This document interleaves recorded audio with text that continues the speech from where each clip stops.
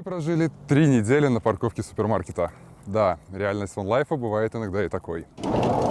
Но прежде чем вы скажете, фу, что за отстой, провести на парковке для магазина 3 недели, я вам расскажу, что это за магазин. Привет! Мы — семья авантюристов. Я, Егор, моя любимая жена Даша и наш хвостатый друг Анапа путешествуем на старом самодельном автодоме с мечтой об одном — найти идеальное место для строительства нашего будущего дома. В сентябре 2023 года мы оставили за спиной привычную городскую жизнь, чтобы отправиться изучать неизведанное. Наш путь — это бесконечное приключение без карты и четкого плана. Нами движет только импровизация. От уединенных пляжей до городских джунглей, от встреч с уникальными культурами до тихих ночей под звездами.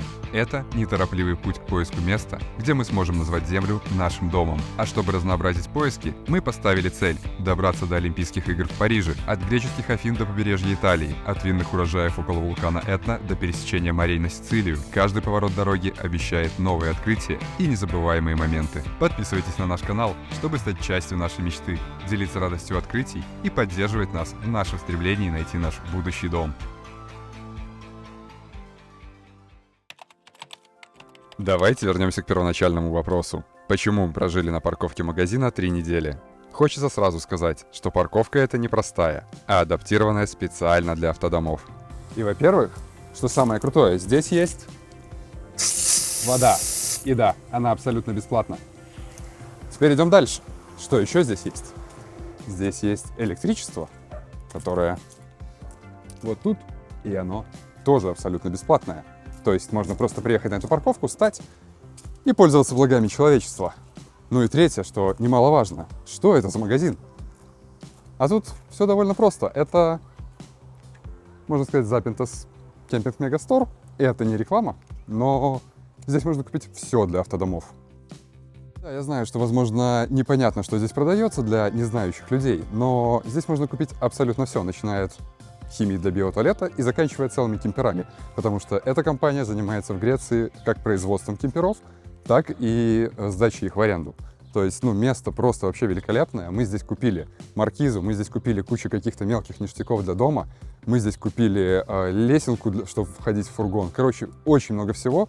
И, честно говоря, можно подумать, что это не так уж и бесплатно, потому что мы потратили здесь много денег. Но, ребята сделали очень крутую штуку. Еще что немаловажно, здесь можно слить свой биотуалет, вот где-то там, за моей спиной, и сходить в душ. И я прошу заметить, это не кемпинг.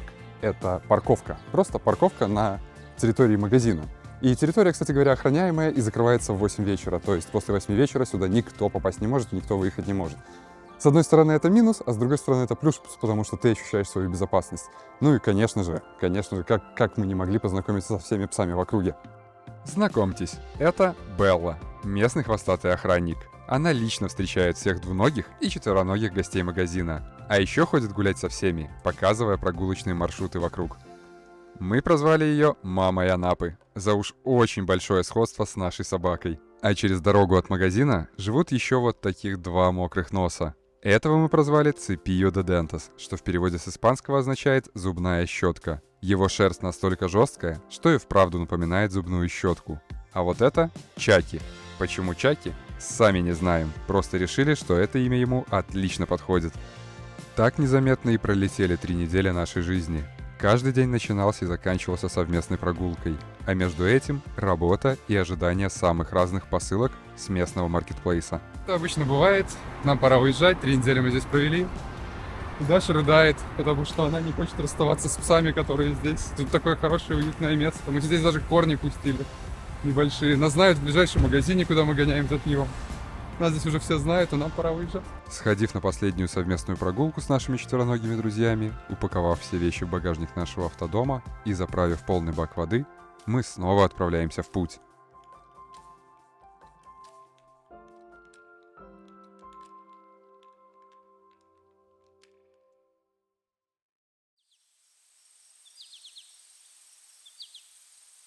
Ехали в одно малоизвестное место в Греции, это пещера Петролона. Поговаривают, что здесь был найден самый древний скелет человека или один из самых древних скелетов людей в Европе. Ну что ж, пойдем исследовать. Самое интересное, что про это место я не нашел информации ни в каких путеводителях, но ChatGPT, спасибо ему, подсказал, что сюда можно заехать. Мы купили билеты, стоимость билетов примерно 8 евро с человека. И что самое интересное, туда не пускают в открытую. Туда можно зайти только группами. И группы стартуют, наверное, каждые минут 30. Пещера Петролона — это не просто земля и камень. Это место, пропитанное многовековой историей и загадками. Ее история уходит в глубины времен, насчитывая тысячи лет. Первые упоминания о пещере Петролона встречаются в древнегреческих мифах и легендах. Считается, что пещера была священным местом для древних греков, где проводились религиозные обряды и поклонения богам. Археологические находки подтверждают наличие древних жертвенных алтарей и останков культовых предметов, связанных с ритуалами. Но самым удивительным аспектом истории пещеры является ее археологическое значение. В 1959 году здесь были обнаружены останки древнего человека. Эти находки датируются примерно 200-миллионнолетней давностью, что делает пещеру Петролона одним из самых важных археологических объектов не только в Греции, но и в мире. Какая же она огромная на самом деле. Здесь 250 метров дорог, но ходишь ты по вот таким огромным просто, по огромным комнатам. А еще мы узнали несколько интересных фактов о сталактитах и сталагмитах. Многие сталактиты и сталагмиты в конечном итоге срастаются в сталактон. Внутри они полые, и их нельзя трогать руками, потому что при соприкосновении с человеческими руками они чернеют и теряют свою красоту. Из-за разных размеров и полостей внутри ходит мнение, что музыка могла зародиться именно в пещерах. Наш проводник даже продемонстрировал небольшую игру на сталагмитах.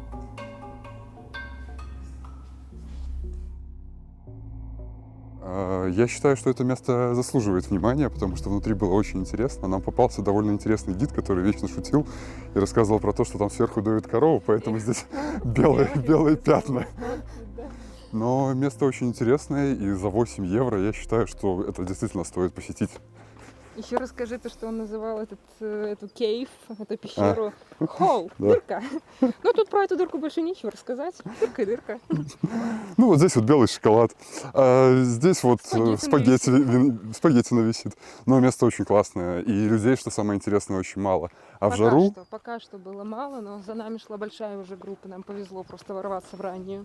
А в жару сейчас на улице 30 градусов, там прямо вообще комфортно. Как нам сказали, температура там всегда 18 градусов, поэтому если вы где-то в Греции и вам очень жарко, кондей не работает, можно съездить в пещеры. Часа полчаса же у нас длилась экскурсия? Да, минут 30. И что самое интересное, пещера была найдена всего лишь в 1959 году, а это значит, что сколько же всего в мире не исследованного. И люди до сих пор туда ходят через разные входы. Ну, там можно пройти. Ну а теперь мы отправляемся в сторону Афин. И, конечно же, через кучу интересных мест по пути.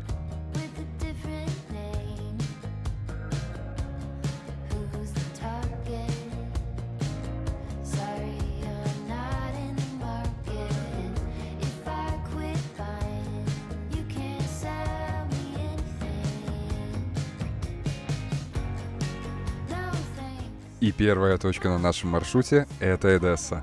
Или, как его называют среди туристов, город водопадов.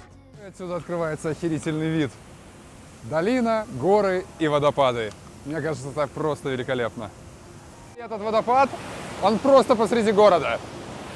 Ну, это прикол. То есть ты едешь вдоль маленькой речки, а тут вот.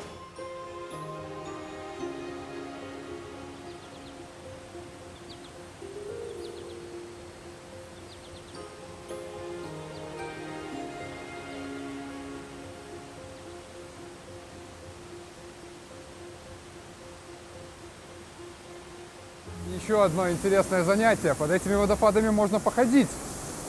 Ну, это круто. Блин, ну город очень классный. Мне он уже нравится. У-у-у! Как же это мокро, блин!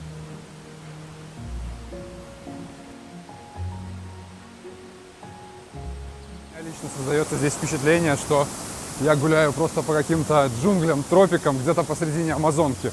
Не знаю почему, но место очень классное. Особенно вот эти водопады. Это круто, захватывает дух. Чтобы вы понимали, насколько близко мы стоим к водопадам, вот наш дом на колесах. Раз, два, 3, 4, 5, 10, 11, 12, 13, 31, 32, 33, 34. 34 шага.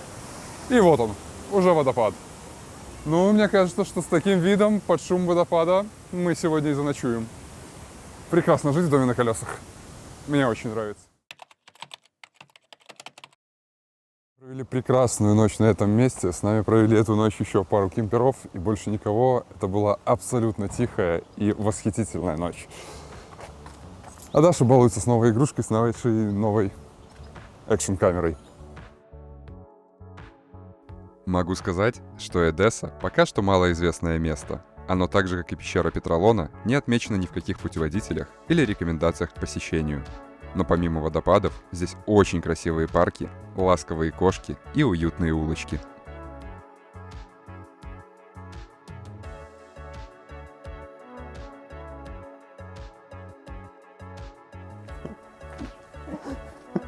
Моя банда.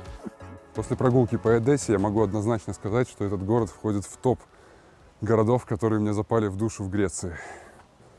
Но он очень уютный и очень хороший. В полной мере насладившись водопадами и затискав всех кошек на пути, мы отправляемся дальше в путь.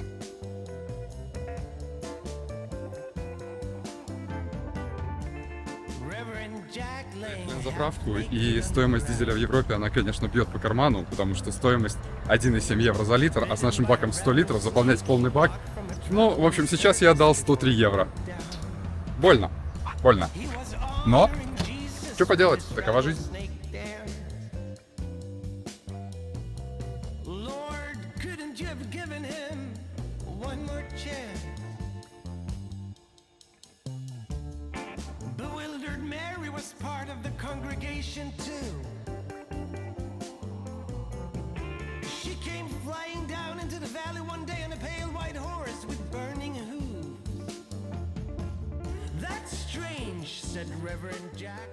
На самом деле у нас с Дашей есть небольшая традиция. Мы в каждой стране заезжаем в Макдональдс, чтобы попробовать его, оценить.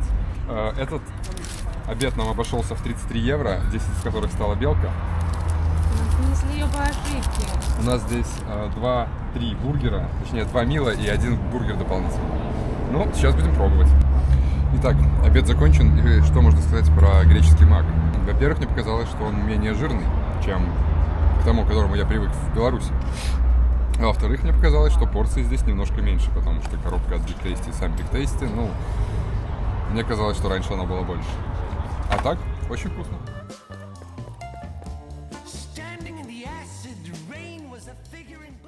Мы приехали в город Волос, и, насколько мне известно, он не особо популярен у туристов, но единственное, что здесь вот прямо зацепило и хочется посетить, это...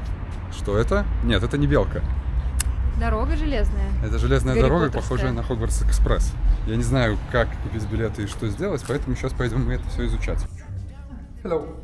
Sorry, where can we buy tickets for this train? It's not working. It's It's blocked. forever? Yes, but not forever. Ah. For now, maybe summer. Окей. Покатались. Так вот, покатались. Приехали в отдельный город специально, чтобы прокатиться на поезде, а в итоге нам сказали, что он курсирует, видимо, только летом, хотя в интернете написано, что он курсирует Только что прочитала. с весны до осени, да, а уже почти май. Ну как, май через 4 дня. Не повезло. И что делать дальше, непонятно.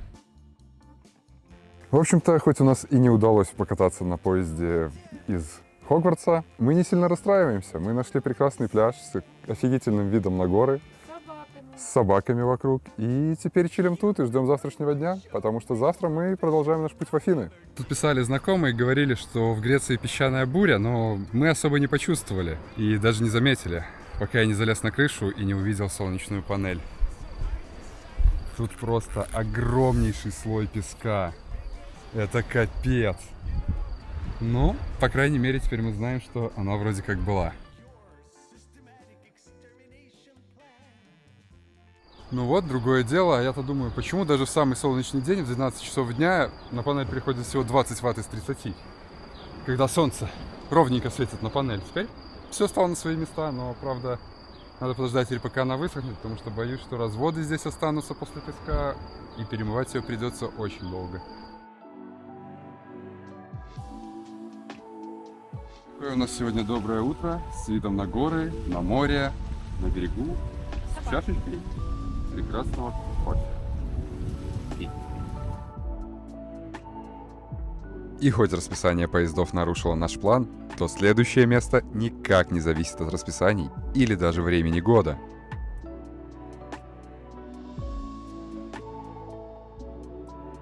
Ехали в Афины и приехали в термальные источники по пути в Афины. Не знаю, где они и что, но по запаху чувствуется, что они где-то рядом.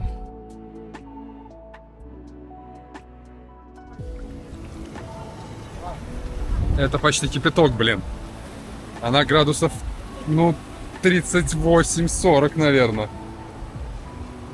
И запах стоит сероводорода просто невероятный. Не самое приятное ощущение.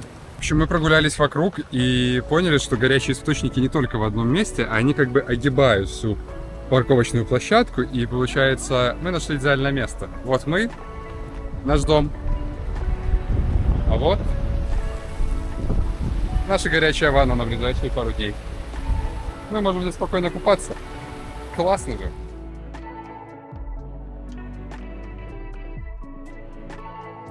Я думал, что я дождусь вечера и вечером пойду искупнусь, но нет. Мое желание искупаться в горячих источниках первый раз в жизни преодолело, и я пошел делать это сейчас. О, а тут скользко и капец как горячо. О! Прикол. Капец они горячие, капец они на самом деле вонючие. Ну это круто. Я не удивлен, почему в фильме «Каникулы», где семейная пара путешествовала на старом синеньком автодоме или машинке, перепутали сточные воды и горячие источники, потому что запах здесь, я скажу честно, такой же. Похоже, мы нашли наш личный горячий источник. Назовем его Гризвольд Спа. Что нам было нужно? О, да, хороший выбор, Гризвольд.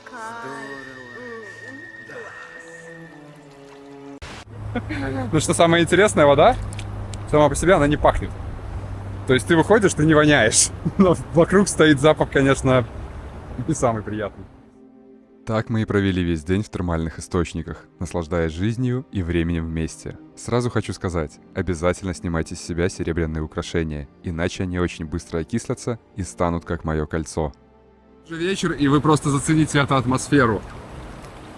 Солнце потихоньку заходит за горизонт, вода градусов, наверное, 40, она идеальной температуры. У нас здесь есть пиво. И, мне кажется, это просто нереально.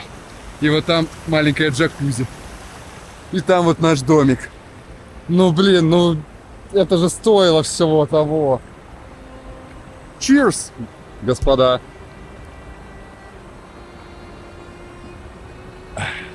Класс.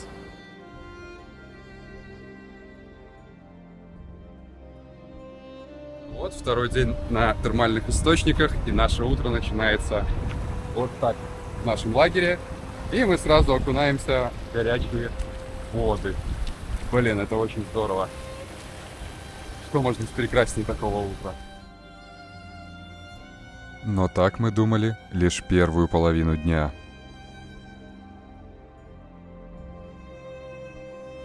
Ну что ж, друзья, очередное утро в нашем путешествии, которое началось не так, как мы планировали. А планировали мы его провести на горячих источниках, утром искупаться, сходить в душ, приготовить завтрак, не спеша собрать вещи и отправиться дальше в сторону Афин. Но сейчас, как можно заметить, сейчас я посреди леса, конечно, но, в принципе, мы в деревушке Термопила, о которой я чуть попозже расскажу, а это в 2 километрах от горячих источников. И в чем, собственно, вся причина? Вчера днем было плюс 30, даже может быть больше, плюс 33 градуса. Запах сероводорода вокруг стоял просто невыносимый. И мы подумали, что ладно, ничего страшного, другие же стоят, значит и мы можем постоять. И завтра все равно уезжать, какая разница. И в середине дня примерно Даша начала чувствовать себя плохо, у нее появилась слабость, у нее появился тремор небольшой в руках. Ее стало подташнивать и начала болеть голова. У меня расстроился живот и тоже была какая-то слабость и непонятное состояние. И, как мы потом узнали, это отравление сероводородом. Ну ладно, подумали мы, может быть, сейчас подышим воздухом, пройдет, отошли немножко подальше от горячих источников, вроде полегчало. Остались там до вечера, а вечером Дашу начала вырубать. Причем вырубать очень жестко. Ее даже начало тошнить, ну, в прямом смысле. И тут-то мы поняли, что, кажется, пора сматывать удочки. И вот мы отъехали на 2 километра. И, как оказалось, отравление сероводородом — это очень опасная штука. Во-первых, потому что сероводород блокирует рецепторы в носу, и ты перестаешь его чувствовать. А во-вторых, это то, что очень сильная концентрация сероводорода в воздухе может быть летальной и даже может ввести человека в кому. Поэтому, друзья, будьте осторожны, когда будете приезжать в такие места. И следите за своим состоянием. И еще, конечно же, небольшое открытие, которое было для меня про сероводород. Во-первых, это алкоголь. Если он есть в крови, то он усиливает действие сероводорода на ваше состояние. А вспоминаем, что я пил, правильно, пиво. И Даша тоже пила пиво прямо здесь. А второе — это жара. Чем жарче, тем быстрее он начинает попадать в организм. А вчера плюс 30 градусов, опять же, вспоминаем. В общем, ну, все сошлось. Как я и сказал ранее, деревушка Термопилы, или Фермопилы, знаменитая не только своими горячими источниками, а еще и тем, что в 480 году до нашей эры именно здесь и прошла битва 300 спартанцев против персидских воинов.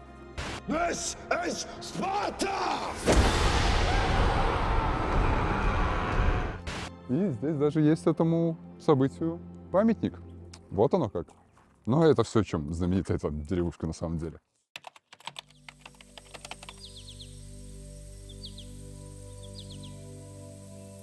Несколько дней мы отписали от отравления сероводородом, и вчера мы проехали всего 20 километров и поднялись на 1 километр вверх практически. И здесь открывается просто нереальный вид на термы, которые вот где-то там внизу. Горы, и мы стоим посреди облаков. Блин, ну круто. Правда, погода испортилась. Вода. О, вода. Класс. Класс, можно набрать водичку. Во как. Нашли случайно краник с водой, можем набрать воду. Здорово. Виды, конечно, здесь открываются невероятные. Очень красивый вид на залив, на лес вокруг такой прям зеленый-зеленый, свежий, да. И на кладбище. Ночка хоть тихая была, соседи у нас были тихие. Мы уже неделю в пути, значит, что вода уже у нас на исходе. Поэтому мы решили заправить здесь воды и отправляться дальше в путь в сторону города Дельфи. Дельфы — это небольшой город в центральной части Греции, расположенный на склоне горы Парнас. В древности греки считали, что именно этот город — центр всего мира. Именно здесь находился мифический оракул Аполлона, который считался источником пророчества и мудрости в Древней Греции. Путешественники со всех концов мира приезжали сюда, чтобы получить совет от оракула. Мы не стали исключением и тоже приехали сюда. Хоть пророчество оракула мы получить и не сможем, но взглянуть, как жили люди в Древней Греции, это можно. Этот амфитеатр с таким офигительным видом, что, мне кажется, будь я греком в те года, я бы даже на сцену не смотрел, как сказала Даша. Да? Это слова Даши, но я с ними полностью согласен. Вы посмотрите, просто здесь горы, леса и вот сзади сам амфитеатр. Какая разница, что происходит на сцене с таким видом, да? Гора Парнас, на которой расположены Дельфы, считалась священной для древних греков. Ее величественные вершины и густые леса создают впечатляющий пейзаж и добавляют мистического очарования этому месту. Вот эта штука, она очень напоминает рог единорога. Возможно, это был последний единорог в мире. Они его порезали на рог. Прикинь, какого он был размера, если это его рог. Да. Музей стоит 12 евро, и в 12 евро входит проход как на территорию раскопок, так и в музей. В музее можно увидеть целую кучу разных артефактов, которые были найдены во время раскопок, начиная от оружия и заканчивая сокровищами, которые древние греки приносили Аполлону в качестве своих даров. Есть еще одна небольшая территория, на которую вход бесплатный, на которой есть арочка, которую Даша очень еще хочет увидеть. Рекомендую, если решитесь прогуляться по этим замечательным склонам, захватить с собой пару литров воды. Потому что тени здесь нету, а жаришка стоит, будь здоров. И пить хочется очень сильно. На территории, кстати говоря, тоже нету фонтанов, чтобы попить. Поэтому имейте в виду. Места, конечно, здесь очень красивые, и очень интересно посмотреть, как жили древние греки. А еще, кстати говоря, очень хорошо чувствуется, что уже начинается туристический сезон, потому что людей появляется в туристических местах просто тьма, а автодомов здесь ездит Целый город. целый город, правильно Даша сказала, потому что мы вот сейчас проехали 200 метров и встретили 5 автодомов. Такие места, конечно, прекрасны. Но никому не хотелось бы сломаться в горах посреди ничего. В этот день, видимо, удача была не на нашей стороне. Наше счастье длилось недолго. Видимо, в каждой серии у нас случается какое-то приключение с нашим домом на колесах. И, кстати говоря, это очень удивительно, потому что обычно он ведет себя хорошо. Мы приехали в городочек Орахово, и это считается горнолыжным курортом в Греции. Здесь очень красивый городочек, мы хотели по нему прогуляться, но как только мы сюда заехали, наши передачи отказались переключаться. И теперь мы не знаем, что делать, потому что в Орахово нету никакого сервиса. У меня, конечно же, нету запчастей для того, чтобы скинуть коробку, и нету вообще, в принципе, возможности, потому что она здесь тяжелая. Поэтому нам приходится искать какой-то сервис и ехать туда. Как мы нашли, ближайший сервис в городе Ливадия. Это примерно в 30 километрах по горам с неработающей коробкой. Опасно, но у нас нет другого выбора, потому что эвакуатор здесь нас вряд ли заберет. Но мы хотя бы можем включить передачу. То есть с трудом, но она включается. И проехать 30 километров, я думаю, мы сможем. В общем, в путь. Ехали 30 километров, доехали до маленькой деревушки Ливадия. И нам сказали, что нам здесь помочь не могут. Нам немножко посмотрели, масло в порядке. Видимо, какая-то проблема с синхронизаторами. А как их и где починить? Большой вопрос. Доброе утро. Это уже новый день нашего пути. Мы вчера проехали километров 200, наверное, со сломанной коробкой.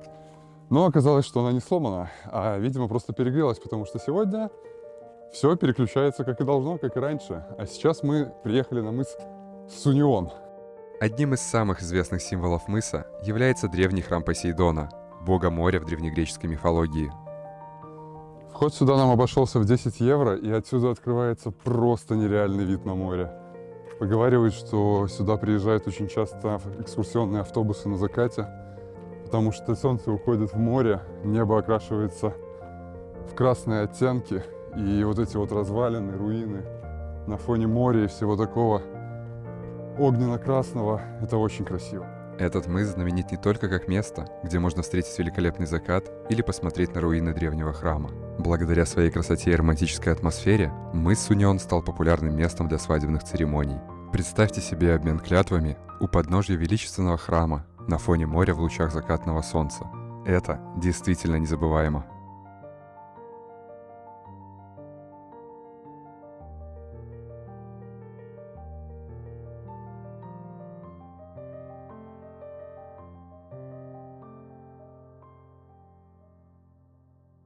Друзья, наверное, на этом наш выпуск подойдет к концу. Мы спустились буквально на 1 километр ниже, стоим с видом на храм Посейдона, на море.